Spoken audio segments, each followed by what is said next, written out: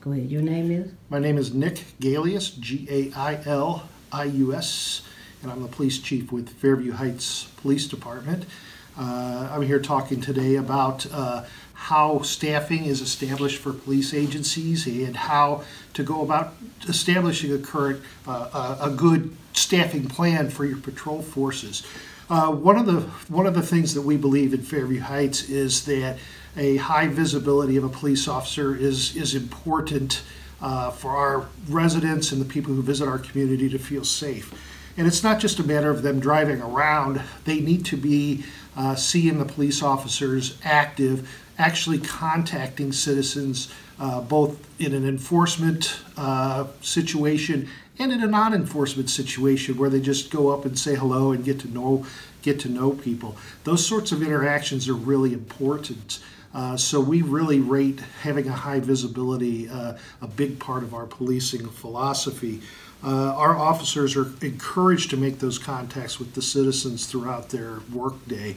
If our officers were only able to run from one call to the next, they'd never have that opportunity to make those interactions, and there wouldn't be any opportunity to have an effect on crime because they'd be tied up all of the time dealing with one call or the next, and there's no chance for them to get out and try to do anything that would prevent crime, and that's really important.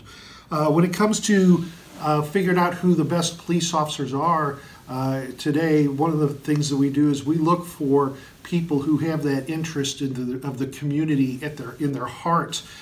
We start with a testing consortium with a number of other agencies in the area to come up with a list of candidates to look at further. But it doesn't stop with just taking a written test for the people that we're looking for. They have to go through oral interviews. They have to have a background investigation, a polygraph test, and a psychological exam to make sure that they're suitable to be a police officer. And then it doesn't stop there. They are employed for 18 months in probationary period where we determine if they are suitable to be a police officer. And part of that 18 months includes at least 12 weeks riding with a veteran officer to make sure that they're going to be able to do the job, and they're going to do the job the right way, the way we want it done in Fairview Heights, which is all about making sure our values are reinforced. And that is to respect all human life, to protect the Constitution of the United States and the state of Illinois, to treat others with respect and professionally and with dignity, even when you're not faced with that from them, and to also be as safe as you can be when you're out there working with your fellow police officers and in the community. Finally, one of the things I wanted to say has to do with the bigger look at what crime does. Crime affects us all, whether we are the victim of that crime or not, because crime affects the economy of your region.